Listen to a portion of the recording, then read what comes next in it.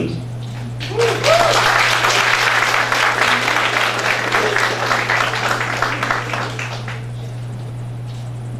Boa tarde. Para mim é um grande prazer estar aqui apresentando para vocês um TEDx.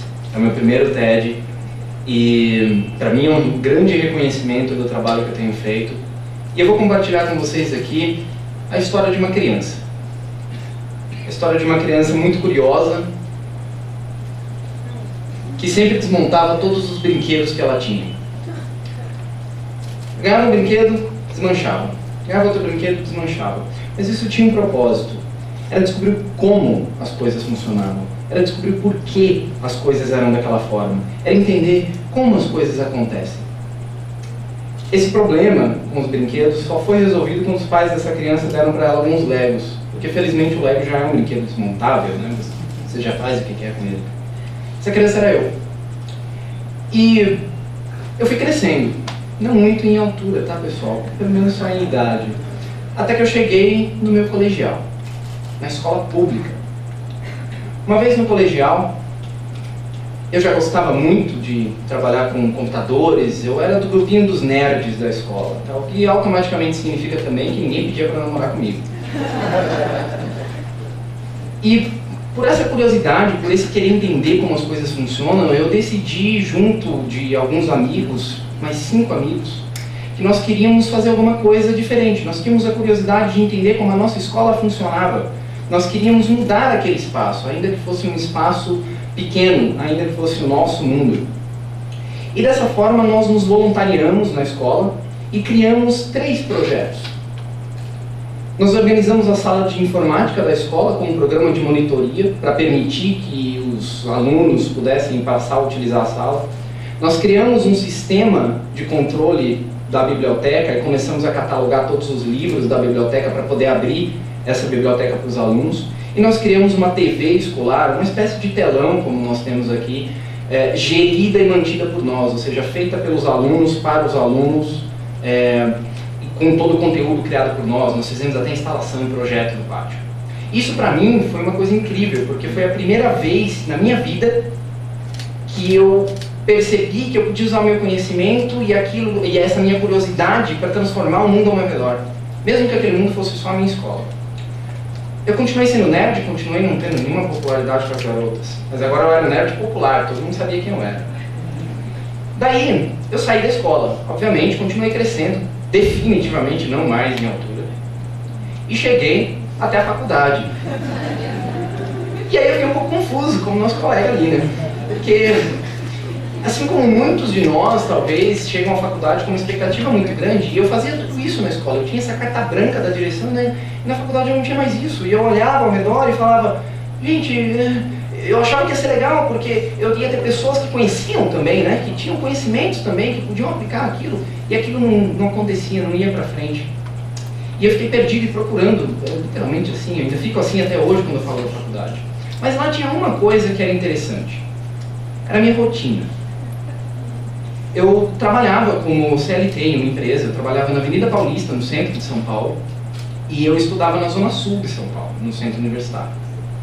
A distância total é mais ou menos uns 20 quilômetros, tá, de percurso. E para chegar, eu saía às 17 horas, para chegar na minha faculdade eu tinha que pegar um metrô, outro metrô, um trem, caminhar, e depois da aula eu tinha que caminhar mais um pouco, pegar mais um ônibus e mais outro ônibus para chegar em casa. Isso geralmente funcionava muito bem, exceto quando não funcionava. Um belo dia, eu estava dentro do trem, fazendo esse trajeto, e o trem parou entre 2 estações. E aí eu comecei a olhar ao redor e falar, poxa, por que eu vim por esse caminho, né, já que o trem não está funcionando? São Paulo tem 2.800 linhas de transporte, mais linhas de trem, metrô, são 15 mil ônibus, tem caminho para chegar nos lugares, por que eu estou aqui? E comecei a olhar ao redor e vi que as pessoas também não queriam estar ali e que também havia uma possibilidade de saber essa informação é pública, essa informação está disponível, está no site da companhia, por que eu não tinha essa informação na palma da minha mão? E também vi que as pessoas ao meu redor, todas tinham celulares, smartphones e etc. E aí eu tomei uma decisão, eu encontrei a pergunta que eu queria responder. Como é que eu chego na minha faculdade? Será que eu vou conseguir chegar hoje? Não só hoje, mas outros dias também. E eu comecei a ver que não era só eu que tinha esse problema, talvez. Daí, é que eu tomei a decisão, poxa, esse é o desafio que eu preciso enfrentar, é isso que eu preciso fazer. E assim eu comecei a criar a minha empresa. Ela leva o nome de CIS, todo mundo fala CIS, eu já nem ligo mais. É o mesmo nome do nosso grupo de voluntários na época do colégio, então desde aquela época eu já estou acostumado a ouvir CIS. E a ideia é justamente usar a tecnologia, que é o conhecimento que eu tenho, que é aquilo que me inspira em termos técnicos, eu gosto de ver a tecnologia funcionando, para a benfeitoria social, para poder melhorar a condição das pessoas, para colocar as pessoas no controle. E aí a gente começou esse projeto. A primeira coisa que nós criamos como CIS foi o ônibus ao vivo, que é um aplicativo de celular simples, que mostra para você onde está o seu ônibus. E aí você fala, poxa, mas né, o Waze mostra onde está lá o carrinho também e tal. Sim, de fato. Mas a grande vantagem disso não é simplesmente pela tecnologia, o celular ou alguma coisa do tipo. A grande vantagem é dar o controle do deslocamento das pessoas para as pessoas, e justamente para aquelas que precisam mais desse controle. Justamente para as pessoas que são mais carentes dentro da nossa população, que tem celular, tem smartphone, mas não sabem que hora que ela tem que sair de casa, elas também têm essas dúvidas. Elas não sabem que horas elas vão chegar, se elas vão chegar, ou até se o transporte está funcionando ou não. Graças a esse aplicativo, e eu me recordo dessa história, um usuário nosso, bem no comecinho, veio para mim e falou o seguinte, olha Breno, muito bom esse aplicativo que vocês fizeram, porque agora, como eu consigo saber onde o meu ônibus está, antes de eu sair de casa, eu não preciso ir para o ponto, eu consigo tomar café da manhã. Cara, para mim isso foi incrível, foi sensacional, porque eu comecei a perceber que o problema que eu estava resolvendo não era só um problema de como chegar em algum lugar, eu estava trazendo conforto para as pessoas, eu estava melhorando a vida delas na cidade. Opa! Então aquilo não era só uma curiosidade minha, talvez eu pudesse levar isso para frente, talvez eu pudesse evoluir esse conceito, e foi o que eu fiz. Além de simplesmente ter um aplicativo, eu criei uma plataforma. Eu comecei a evoluir isso, eu comecei a levar isso para frente e pensar, por que eu não crio uma plataforma inteira onde toda a mobilidade da cidade pode se conectar? Onde todos que dependem de se deslocar na cidade podem se integrar e podem se conversar, entre aspas, através da tecnologia. Porque dessa forma eu não estou ajudando só a pessoa, só o cidadão, eu estou ajudando o cidadão, mas eu estou ajudando também a empresa de ônibus a reduzir o custo dela e prover um serviço melhor, eu estou ajudando o prefeito da cidade a construir a cidade que as pessoas querem, porque eu estou dando ferramenta para ele. Esse foi o conceito que nós criamos com o Transit Service, que é essa plataforma. E graças a isso, hoje em dia, nós já temos aí mais de 600 mil downloads do nosso aplicativo.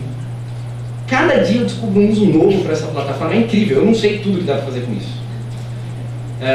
2 meses atrás eu descobri que a gente podia fazer cálculo de vale transporte e melhorar o cálculo de benefício, automatizar o cálculo de benefício de uma empresa. Uau! Nós estamos instalando, é o que está nessa foto, nós estamos instalando totens na cidade de São Paulo, em vários pontos de ônibus da cidade de São Paulo, mostrando, levando a informação de quando o ônibus vai chegar para a pessoa, quais linhas passam naquele ponto, e a gente consegue fazer isso pelo aplicativo, com o totem instalado, via SMS, qualquer meio. Isso é incrível, porque isso coloca a pessoa no poder, no controle. Graças a isso, graças a esse projeto, eu tive o prazer de ir para a NASA, ganhei um concurso da FIAP, chamado Call to Innovation, um concurso de inovação lá em São Paulo, e tive o prazer de começar a entender melhor, uma vez lá, qual é o problema que eu estava resolvendo, porque eu entrei de curioso nessa história, né? Quer dizer, eu não sou urbanista, eu não sou engenheiro e tal, e aí eu comecei a entender que o problema que nós estamos resolvendo, ou tentando ajudar a resolver, não é um problema só meu, é um problema chamado urbanização. Hoje, no Brasil, mais de 176 milhões de pessoas já moram em centros urbanos. E a estimativa do Banco Mundial é de que até 2050, 70% da população mundial more em regiões urbanas. Ou seja, como é que a gente garante para essas pessoas saúde, educação, alimentação, direito de ir e vir, cidadania? Tudo isso passa pela mobilidade a partir do momento que as cidades começam a crescer. E aí eu comecei a entender isso de uma maneira um pouco mais profunda, de uma maneira um pouco mais profissional, digamos assim. Mas nunca perdi essa minha curiosidade. Vocês já devem ter visto essas fotos. São emblemáticas sobre modelos de transporte, como as pessoas se deslocam na cidade, o uso do espaço público, etc. Eu acho essas imagens muito bonitinhas, mas eu acho elas simplesmente ridículas. Porque elas só são bonitas, elas não servem para nada. Você não pode deixar de usar o seu carro vendo isso aqui. Então, eu quero compartilhar com vocês uma outra visão, uma visão um pouquinho mais técnica. Vamos fazer uma comparação aqui, para falar sobre trânsito, que é um dos maiores ofensores com cidades crescendo. Eu tenho um ônibus ali, no canto direito, no canto esquerdo da tela, com 35 pessoas sentadas nesse ônibus. Ele ocupa 15 metros numa via. São 15 metros de comprimento. A Associação Nacional dos Transportes Públicos estima que a ocupação média de um veículo, hoje, aqui no Brasil, é de 1,4 pessoas por carro. Para ocuparmos as mesmas 35 pessoas em veículos, nós usamos uma quadra e meia. O fato é que o carro ocupa muito espaço, gente. E a pergunta que fica para todos vocês é: quem forma o trânsito, então? Nós. Mais do que isso, vamos além, vamos falar um pouco por uma outra ótica. Se a gente pegar esse mesmo ônibus e agora lotar ele um pouco mais, 50 pessoas no ônibus cheio, mas convenhamos, 50 pessoas ainda dá para descer, dá para passar no corredor, tranquilo, tá? Ninguém está pisando no pé de ninguém.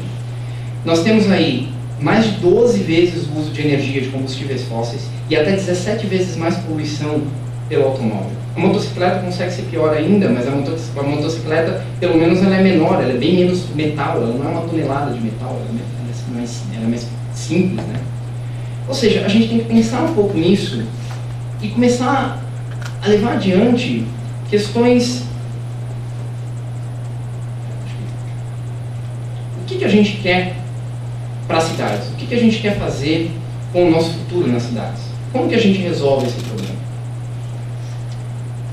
Na minha opinião, e na visão que eu trabalho, nós precisamos desconstruir as cidades como se elas fossem bloquinhos de Lego. Assim como eu brincava quando eu era criança. Nós precisamos desconstruir conceitos, nós precisamos desconstruir ideias que nós temos sobre deslocamento, sobre a mobilidade. Isso através de política, através de tecnologias como essa que eu estou apresentando, através de interação social. Para que a gente comece a mudar o foco da cidade, para que ela não seja algo para o carro, porque ela precisa ser algo para as pessoas, ela precisa ser formada pelas pessoas. Ela é uma aglomeração de pessoas. Quem está dentro do carro é uma pessoa. Então a cidade precisa ser feita por pessoas e para as pessoas, e não mais para o automóvel. Então a gente tem que abrir a mente para começar a discutir esses problemas, para começar a questionar isso e desmontar esses conceitos, para que a gente comece a construir, a partir daí, as cidades que a gente quer. Um bom exemplo disso, que eu posso compartilhar com vocês aqui, é lá em São Paulo, a gente tem um projeto piloto assim, da prefeitura, que fecha a principal avenida da cidade, a Avenida Paulista. E, independente da questão política, eu estive lá, eu fui como visitante, né, dessa avenida, e como paulistano que sou. Gente, a sensação de você poder caminhar numa avenida que geralmente é absurdamente movimentada, que você tem medo de ser atropelado, e você ter a tranquilidade de poder caminhar e olhar e... agora eu vou comprar uma água, agora eu vou tomar um café, agora eu vou atravessar a rua, e você simplesmente esquecer aquele barulho da cidade, aquela coisa toda, no meio de São Paulo. A sensação é incrível, gente. A sensação de poder se apropriar do espaço. E a gente precisa de mais lugares assim, a gente precisa de mais iniciativas assim. Eu pergunto para vocês, como vocês querem ver o mundo?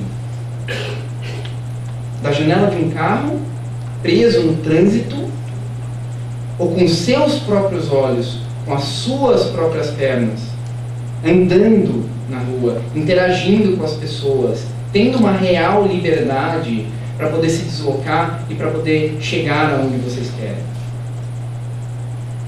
Será que as nossas cidades estão preparadas para isso? Será que nossas pessoas estão preparadas para isso?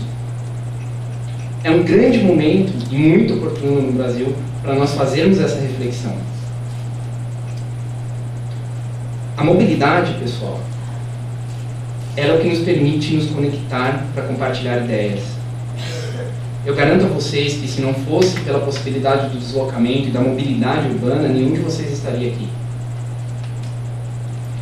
Quanto mais nós permitimos que as pessoas se movam, se locomovam, mais nós permitimos que elas se conectem. E quanto mais elas se conectam, e essa é a magia das cidades, é a conexão das pessoas, Quanto mais nós permitimos que as pessoas se conectem, mais nós criamos chances para mudar o mundo.